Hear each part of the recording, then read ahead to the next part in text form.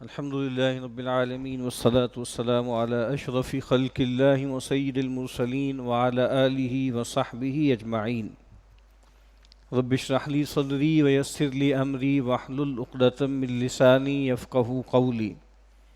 اللهم انفعنا بما علمتنا وعلمنا ما ينفعنا وزدنا علما. اللهم لا سهل إلا ما جعلته سهلا وأنت تجعل الحزن إذا شئت سهلا. آمین یا رب العالمین. کتاب ریاض الصالحین کا ہم یہاں مطالعہ کر رہے ہیں. آج جس باب کا ہمیں مطالعہ کرنا ہے اس کا عنوان ہے باب الامر بالمحافظۃ علی ما اعتادہ من الخیر. اس بات کی تلقین کہ انسان جس خیر کو بھی اختیار کرے، جس خیر کی بھی عادت اپنائے، اس کی حفاظت کرے. یعنی جو بھلائی کا کام، جو خیر کا کام، جو خوبی، جو اچھی خصلت، جو حسنہ اختیار کرے، پھر اس کا پہرا دے اور اس کی محافظت کرے. یہ جو باب ہے یہ 83 نمبر باب ہے. اس کتاب کے نسبتاً آغاز میں 15 نمبر باب بھی اس سے ملتا جلتا تھا. اس کا عنوان کیا تھا؟ باب فی المحافظۃ علی الاعمال، کہ اعمال پر یا اعمال کی حفاظت، اس کی تلقین. دیکھیے انسان کا معاملہ یہ ہے کہ انسان اپنے خارج سے متاثر ہوتا ہے اور جو مؤثرات حیات ہیں وہ انسان کو بناتی بھی ہیں، بگاڑتی بھی ہیں. اور ہر مسلمان زندگی میں اس پر ایسے مراحل آتے ہیں کہ وہ اللہ کی طرف راغب ہوتا ہے. کچھ اس پر حالات گزرتے ہیں، کچھ ایسے معاملات اس کے ساتھ انفس اور آفاق میں پیش آتے ہیں جس کی وجہ سے اس کو کچھ تنبہ ہوتا ہے اور وہ کچھ مائل ہوتا ہے نیکیوں کی طرف، خیر کی طرف. کوئی حادثہ ہو جاتا ہے، کسی نیک صالح آدمی کی صحبت میسر آ جاتی ہے، کوئی ایام ایسے آ جاتے ہیں کہ جن میں نیکی کرنا، بھلائی کرنا انسان کے لیے میسر ہو جاتا ہے، آسان ہو جاتا ہے. جیسے رمضان المبارک ہے، جیسے جو ہے وہ ذوالحجہ کا عشرہ ہے جو کبھی قریب آنے والا ہے. تو اس میں انسان کچھ نیکیاں اختیار کرتا ہے، کوئی خیر کے کام کرتا ہے، اللہ تعالیٰ سے کچھ کمٹمنٹس بھی کرتا ہے. لیکن انسان کا معاملہ چونکہ یہ ہے نا کہ خلق الانسان ضعیفا، انسان کو کمزور پیدا کیا گیا ہے. اسی طریقے سے انسان کے اندر ایک اور چیز جو پائی جاتی ہے خلقی طور پر، وہ عجلت پسندی ہے، وہ جلد بازی ہے. خلق الانسان من عجل، انسان گویا عجلت کے خمیر سے بنایا گیا. تو ایک تو انسان کمزور ہے، پھر یہ ہے کہ انسان کے اندر جلد بازی کا معاملہ ہے. انسان یہ چاہتا ہے کہ جو کام بھی کرے اس کے نتائج فوری طور پر دیکھ لے. تو جو دنیاوی افادے کے کام ہوتے ہیں ان کا معاملہ یہ ہوتا ہے کہ ان کا نفع نقصان بالکل نقد ہوتا ہے، سامنے آ جاتا ہے. جو ہم ایفرٹ کرتے ہیں تو اس کا نتیجہ بھی سامنے آ جاتا ہے. اگر ہم کوئی کمزوری دکھاتے ہیں، کوئی لیتھارجک ہو جاتے ہیں، کسل کا شکار ہو جاتے ہیں، تو وہ بھی ہم بھگت لیتے ہیں فوری طور پر. لیکن یہ جو اعمال خیر ہوتے ہیں، یہ جو بھلائی کے کام ہوتے ہیں، ان کا معاملہ ایسا نہیں ہوتا کہ انسان نیکیاں کرنا شروع کرے، خیر کی طرف راغب ہو تو فوری طور پر دنیا ہی میں اس کے سامنے بشارتیں آنے لگیں اور وہ اس کے نتائج بچشم سر دیکھ لے. اور اسی طریقے سے جب وہ خیر کو چھوڑتا ہے، بھلائی کی راہ کو ترک کرتا ہے، تو بعض اوقات بڑے اچھے نتائج نکلنے لگتے ہیں. اس کو لگتا ہے کہ بھئی میں کیا ایک مصیبت میں پڑا ہوا تھا حرام اور حلال کی، اس کی وجہ سے میں آگے ہی نہیں بڑھ پا رہا تھا، میرا کاروبار ہی نہیں چل رہا تھا. تو جیسے ہی میں نے یہ طے کر لیا کہ بھائی کاروبار تو ویسے کرنا ہے یا دنیا میں ویسے رہنا ہے، جو دنیا کا رواج ہے، جو رسم ہے، جو مارکیٹ کے اصول ہیں، تو بہت ایک سموتھ سیلنگ ہو گئی زندگی. بڑی جیسے جو دشواریاں تھیں وہ ختم ہو گئیں. تو ہم ایک مسلمان اکثریت کے ملک میں رہتے ہیں، لیکن یہاں پر بھی اب ہمیں ایسا لگنے لگا ہے کہ معیشت میں اور معاشرت میں اگر ہم شریعت کی پاسداری کرنے کا فیصلہ کر لیں تو ہمیں محسوس ہوگا کہ ہماری زندگی تنگ ہو رہی ہے۔ رسومات کے معاملے میں اگر ہم یہ طے کر لیں کہ نبی اکرم صلی اللہ علیہ وسلم اور صحابہ کا جو اسوہ ہے اگر ہم اس کو فالو کریں، پیدائش، شادی بیاہ اور مرگ کے حوالے ہی سے طے کر لیں کہ ہمیں کسی بدعت کا ارتکاب نہیں کرنا، تو ہمیں محسوس ہوگا کہ پوری برادری ہماری مخالف ہو رہی ہے۔ اور اسی طریقے سے اگر ہم یہ طے کر لیں کہ بھئی ہمیں اپنے کھانے کو، اپنے رزق کو پاک رکھنا ہے، اس میں کسی حرام کی آمیزش نہیں کرنی، تو اس میں بھی ہمیں لگے گا کہ جیسے ہمارا دم گھٹنے لگا ہے۔ تو لیکن بہرحال انسان اگر خیر کی راہ اختیار کرے، بھلائی کی راہ اختیار کرے، تو اس کو چاہیے کہ انسان اس پر قائم رہے۔ اور عام طور پہ ہمارے ہاں جیسے کردار اس کو سمجھا جاتا ہے کہ آدمی کا نظریہ جیسا بھی ہو، چاہے وہ خیر پر ہو چاہے شر پر ہو، لیکن انسان صاحب کردار وہ ہوتا ہے جو اس پر جمع رہے، اس پہ قائم رہے، چاہے وہ کسی دوسرے کے نزدیک شیطانی نظریہ ہے، باطل نظریہ ہے، طاغوتی نظریہ ہے۔ وہ ظفر اقبال صاحب کا شعر ہے نا کہ جھوٹ بولا ہے تو پھر قائم بھی رہو اس پر ظفر، آدمی کو صاحب کردار ہونا چاہیے۔ تو اگر جھوٹ بولا ہے تو اب جھوٹ پر ہی جو ہے وہ کھڑے رہو، اس پر سٹینڈ کرو۔ تو یہ بات یہاں پر اس باب میں کہی گئی ہے کہ جو خیر کی عادت انسان اپنائے تو انسان کو چاہیے کہ اس کی حفاظت کرے، اس کا پہرا دے۔ اور جیسے سیدنا آدم علیہ السلام جو ہمارے جد ہیں، ان کے بارے میں یہ بات کہی ہے نا کہ ان کے اندر بھی جیسے آدمیت کے اندر کچھ بنیادی کمزوریاں پائی جاتی ہیں۔ قرآن مجید نے کہا کہ وَلَقَدْ أَهِدْنَا إِلَىٰ آدَمَ مِنْ قَبْلُ فَنَسِيَ وَلَمْ نَجِدْ لَهُ عَزْمًا۔ اس سے پہلے ہم نے آدم سے ایک عہد لیا تھا، وہ عہد معلوم ہے کہ وہ فلاں درخت کے قریب مت جانا، وَلَا تَقْرَبَا هَٰذِهِ الشَّجَرَةَ، منع کیا گیا تھا۔ تو ہم نے آدم سے اس سے پہلے ایک عہد لیا تھا، فَنَسِيَ، تو وہ بھول گئے، وَلَمْ نَجِدْ لَهُ عَزْمًا، ہم نے ان کے اندر عزم نہیں پایا، ہم نے ان کے اندر ارادے کی پختگی نہیں پائی۔ تو ہم سب کا معاملہ یہی ہے کہ ایک تو ہم بھول جاتے ہیں، اور دوسری بات یہ ہے کہ ہمارے اندر استقامت نہیں ہے، ہمارے اندر جماؤ نہیں ہے۔ ہم بعض اوقات بہت تیز چلتے ہیں اور اس کے بعد پھر ٹھٹر کے کھڑے ہو جاتے ہیں۔ اور اسی لیے ہمارے اسلاف میں سے بہت سے بزرگوں کا یہ قول ہمیں ملتا ہے کہ الاقتصاد فی السنۃ خیر من الاجتہاد فی البدعۃ، سنت کی راہ پر سہج سہج میانہ روی سے، ایوریج سپیڈ سے چلتے رہنا، بدعت کی راہ میں خوب محنت کرنا اور بگٹٹ بھاگنے سے بہتر ہے۔ یعنی جو بدعت کی راہیں ہوتی ہیں نا، اس میں انسان کو لگتا ہے کہ وہ بہت تیزی سے آگے جا رہا ہے، لیکن سنت کی راہ وہ ہوتی ہے کہ جس میں انسان کو اعتدال کے ساتھ رہنا ہوتا ہے۔ اللہ کے نبی صلی اللہ علیہ وسلم نے فرمایا القصد القصد تبلغوا، لوگوں صراط مستقیم پر چل رہے ہو، اللہ کی طرف ایک سفر میں ہو، سائر الی اللہ ہو، سالک الی اللہ ہو، تو کیا کرو؟ القصد القصد، درمیانی راہ اختیار کرو، تبلغوا، پہنچ جاؤ گے۔ بہت ہلکے چلو گے تب بھی نہیں پہنچ سکو گے، اور اگر بہت بگٹٹ بھاگنے کی کوشش کرو گے تو تھوڑی دیر بعد ہانپ کر تھک کر بیٹھ جاؤ گے۔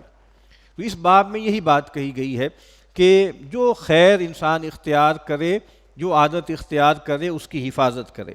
شروع میں 2 آیات ان کے ٹکڑے لے کر آئے ہیں امام صاحب۔ سورہ رعد کی آیت نمبر 11 کا ایک حصہ ہے، اعوذ باللہ من الشیطان الرجیم، بسم اللہ الرحمن الرحیم، ان اللہ لا یغیر ما بقوم حتی یغیروا ما بانفسہم، کہ بے شک اللہ تعالیٰ کسی قوم کی حالت کو نہیں بدلتا جب تک کہ وہ جو کچھ ان کے جیوں میں ہے، جو کچھ ان کے نفوس میں ہے، اس کو نہ بدل دیں۔ عام طور پر اس آیت کی غلط تفہیم کی جاتی ہے، اور وہ ظفر علی خان صاحب کا ایک شعر بھی ہے نا کہ خدا نے آج تک اس قوم کی حالت نہیں بدلی، نہ ہو جس کو خیال آپ اپنی حالت کے بدلنے کا۔ تو بھئی ہم پستی میں پڑے ہوئے ہیں، ہم زوال کا شکار ہیں، ادبار میں پھنسے ہوئے ہیں، تو جب تک ہم محنت نہیں کریں گے، کوشش نہیں کریں گے، ایفرٹ نہیں کریں گے، اللہ تعالیٰ بھی ہماری مدد نہیں کرے گا. ٹھیک ہے، تو یعنی اللہ بھی ان کی مدد کرتا ہے جو اپنی مدد کرتے ہیں. یہ بھی ایک عام ہمارے ہاں ایک ایڈیم ہے. یہ بات اپنی جگہ ٹھیک ہے، اس بات میں غلطی نہیں ہے کہ اللہ تعالیٰ دیکھتے ہیں کہ بندوں کے اندر بھی کوئی ذیل ہے، بندوں کے اندر بھی کوئی پیشن ہے، کوئی کمٹمنٹ ہے، تو اللہ ساتھ دیتے. فضائے بدر پیدا کر، فرشتے تیری نصرت کو اتر سکتے ہیں گردوں سے قطار اندر قطار اب بھی. لیکن اس آیت کا یہ مطلب نہیں ہے. اس آیت کا مطلب یہ ہے جو ایک اور جگہ پر اس کو اور واضح کر دیا، ذالک بان اللہ لم یکن مغیرا نعمتا انعمها علی قوم حتی یغیروا ما بانفسہم. یہ اس وجہ سے ہے کہ اللہ تعالیٰ جب کسی قوم کو کوئی نعمت عطا کرتے ہیں، کوئی خوبی عطا کرتے ہیں، کوئی خیر عطا کرتے ہیں، اللہ تعالیٰ اس خیر اور نعمت کی حالت کو بدلتے نہیں ہیں یہاں تک کہ وہ خود اپنے اندر کوئی خرابی پیدا کر لیں، کوئی کرپشن پیدا کر لیں. یعنی یہاں مطلب کیا ہے کہ اللہ نے اگر کسی کو اچھی حالت میں رکھا ہوا ہے، اچھی سٹیٹ آف بینگ بھی ہے اور اچھے حالات بھی ہیں، تو اللہ تعالیٰ اس کو مینٹین رکھتے ہیں. ٹھیک ہے، تم خیر پر اور نعمت پہ رہو. ہاں، اگر تم اپنے آپ کو نااہل ثابت کر دو گے، اگر تم ناشکرا پن کرو گے، تو اللہ تعالیٰ تم سے وہ نعمت سلب کر لیں گے. تو اصل مطلب اس کا یہ ہے کہ اللہ تعالیٰ کسی قوم کی حالت کو نہیں بدلتے، جس حالت میں اللہ نے رکھا ہے اچھی حالت کو نہیں بدلتے بری حالت سے، جب تک کہ وہ اپنے اندر کوئی کرپشن پیدا نہ کر دے، اپنے نفس کے اندر، اپنے احوال کے اندر کوئی خرابی پیدا نہ کر دے.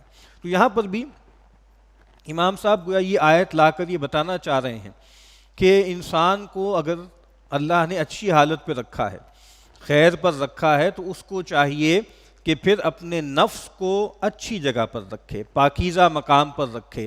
کہیں ایسا نہ ہو کہ اللہ تعالیٰ یہ نعمت سلب کر لیں.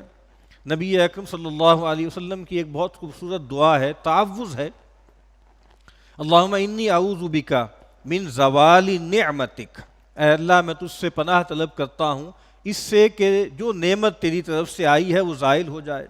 ٹھیک ہے، اور وتحول عافیتک، اور میں پناہ طلب کرتا ہوں اس سے کہ جس عافیت میں، جس اطمینان میں تو نے مجھے رکھا ہوا ہے، کہیں وہ حالت بدل نہ جائے، تحول مڑ نہ جائے، اس میں کوئی موڑ نہ آ جائے.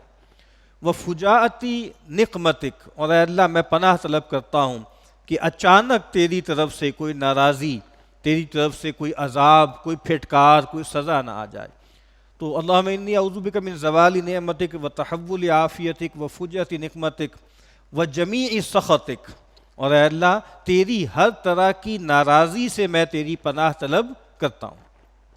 تو یہاں پر بھی یہی ہے کہ اگر تم اپنی حالت کو اچھا رکھو گے تو اللہ تعالیٰ بھی تمہیں نوازتے رہیں گے. ہاں، تم اپنے اندر خرابی پیدا کر لو، اپنے نفس کو جو ہے وہ مجموعہ رذائل بنا لو، ٹھیک ہے، گنج معائب بن جاؤ اگر تم، تو پھر اللہ تعالیٰ تم سے وہ نعمت لے لیں گے. دوسری آیت کا ٹکڑا سورہ نحل کی آیت نمبر 92 ہے،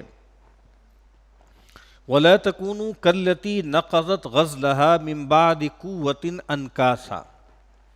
اور دیکھو اس عورت کی مانند مت ہو جانا جس نے پوری قوت کے ساتھ پہلے سوت کاتا، اور سوت کاٹنے کے بعد جب وہ چیز مکمل ہو گئی تو پھر شام کو گویا اس کو ٹکڑے ٹکڑے کر دیا.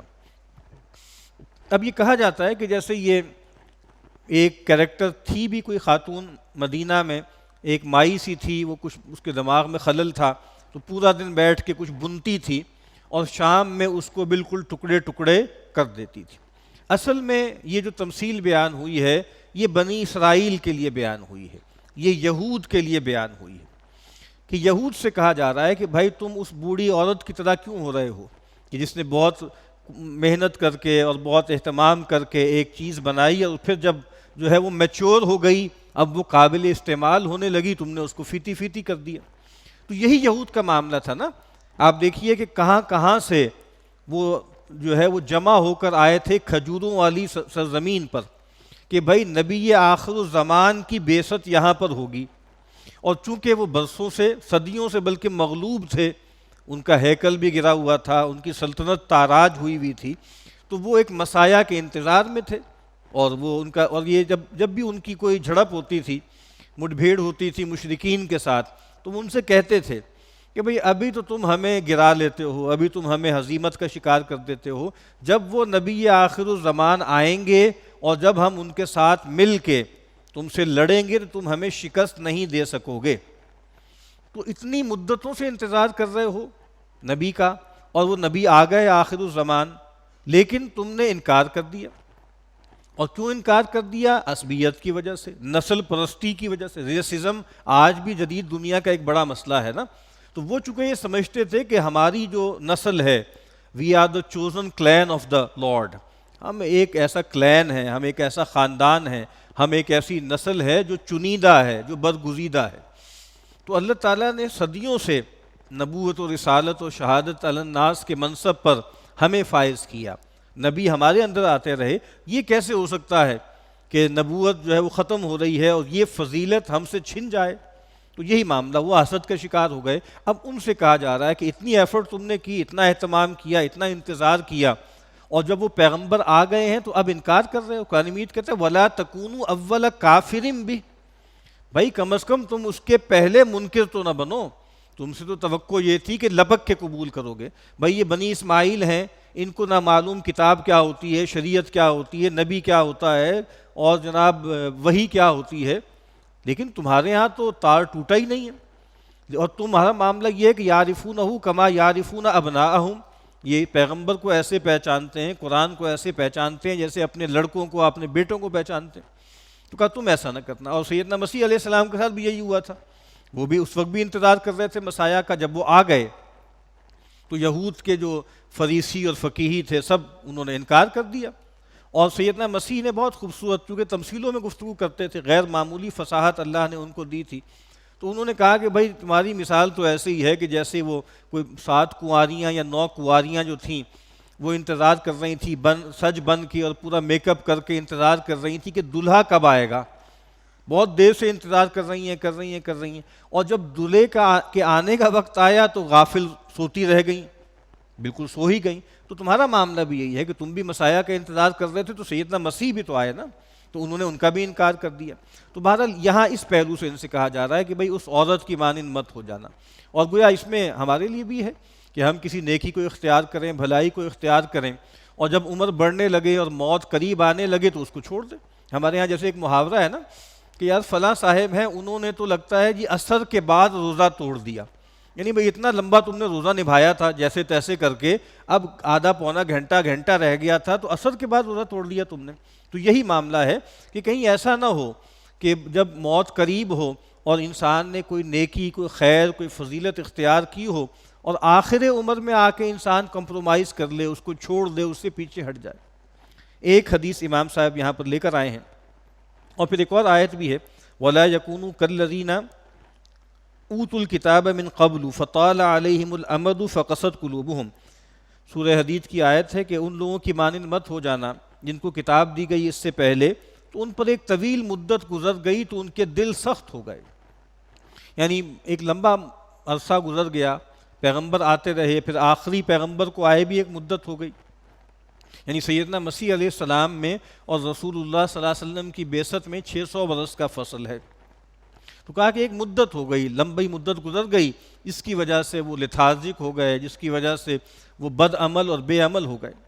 اور پھر سورہ حدید کی آیت کا ایک ٹکڑا ہے فما رعوها حق رعایتها، کہ رہبانیتاً ابتدعوها، نصارہ کا ذکر ہے کہ انہوں نے رہبانیت خود سے گھڑ لی، خود سے ایجاد کر لی، خود سے تصنیف کر لی، ہم نے ان پہ فرض نہیں کی تھی، چلو خود سے کر لی تھی، تو کیا تھا کہ پھر نبھا دیتے اس کو، فما رعوها حق رعایتها، پھر وہ اس کی رعایت نہیں کر سکے جیسا کہ رعایت کا حق تھا۔ وہی میں نے بات عرض کی تھی، سنت کی رعایت کی جا سکتی ہے، بدعت کی، رہبانیت کی رعایت نہیں کی جا سکتی، جس کو ایک بڑے عالم نے کہا نا جاہلیت راہبانہ، ایک جاہلیت مشرکانہ ہوتی ہے، ایک جاہلیت راہبانہ ہوتی ہے۔ تو جب آپ اس کو اختیار کرتے ہیں، خلاف فطرت ہوتی ہیں بہت سی چیزیں۔ آپ کو معلوم ہے کیتھولسزم میں آج تک جو ان کی کلرجی ہے اس کے لیے سیلیبسی شرط ہے، یعنی وہ شادی نہیں کر سکتے، اور پھر اس کے جو نتائج نکلتے رہتے ہیں، بارہا کچھ عرصے بعد جو ہے وہ پوپ کو معافی مانگنی پڑتی ہے، پبلک اپالوجی کرنی پڑتی ہے، کبھی پیڈوفیلیا کی یا کبھی کسی اور چیز کی. اور اس سے پہلے میڈیول دور میں بھی چرچ جب کھدائی ہوتی تھی پرانے چرچوں کی، تو وہاں جو ہے وہ بالکل اللیجیٹمیٹ جو بچے ہوتے تھے ان کی ہڈیاں جو ہے وہ برآمد ہوتی تھیں. تو کہا کہ بھائی تم نے چلو فیصلہ کر لیا کہ بھائی ہم گھر گھرستی کی زندگی بسر نہیں کریں گے، رہبانیت کریں گے، تو بھائی اچھا ہی کام تھا نا اپنے تئیں، پھر رعایت کرتے اس کی، پھر اس کا دھیان کرتے، پھر اس کی حفاظت کرتے. اور ایک روایت لے کر آئے ہیں سیدنا عبداللہ بن عمرو بن العاص رضی اللہ تعالیٰ عنہما روایت کرتے ہیں کہ اللہ کے رسول صلی اللہ علیہ وسلم نے مجھ سے فرمایا، یا عبد اللہ لا تکن مثل فلان، اے اللہ کے بندے، یا عبداللہ نام بھی تھا ان کا، فلاں شخص کی مانند مت ہو جانا. اب چونکہ جن صاحب کا ذکر کرنا ہے وہ اچھائی میں ذکر نہیں کرنا نا، ایک ان کی خرابی کا ذکر ہے تو انونیمٹی کے ساتھ ذکر کیا، یہ نہیں کہا کہ فلاں صاحب جن کا یہ نام ہے ویسے نہ ہونا. لا تکن مثل فلان، فلاں صاحب کی طرح، نام نہیں لیا، فلاں صاحب کی طرح مت ہونا. کان یقوم اللیل فترک قیام اللیل، وہ رات کو قیام کیا کرتے تھے اور رات کو اٹھتے تھے، تہجد کے وقت اللہ کے حضور میں کھڑے ہوتے تھے، پھر اس کو انہوں نے چھوڑ دیا. تم ایسا نہ کرنا. اور ظاہر بات ہے قیام اللیل کوئی فرض واجب تو نہیں تھا صحابہ پر، لیکن کہا کہ اگر تم اللہ کے لیے کوئی کام شروع کرو تو پھر اس کو چھوڑنا نہیں. آپ کو معلوم ہے اللہ کے نبی نے منع کیا ہے نا، ویسے تو آپ کو معلوم ہے سجدہ جو ہے وہ حرام ہے جب سورج غروب ہو رہا ہو، لیکن احتیاطاً فرمایا کہ بھائی عصر کے بعد یعنی مغرب تک، سورج غروب ہونے تک کوئی نماز نہیں ہے. لیکن خود اللہ کے نبی 2 رکعت نماز پڑھنے لگے تو صحابہ نے پوچھا کہ آپ نے ہمیں منع فرمایا، خود آپ پڑھتے ہیں. تو کہا کہ اصل میں وہ وفد عبد القیس آیا تھا نا جس دن، تو اس دن جو ظہر کے بعد کی 2 رکعتیں پڑھتا ہوں میں، جو اس کو سنت مؤکدہ بھی کہتے ہیں، وہ مجھ سے چھوٹ گئی تھیں.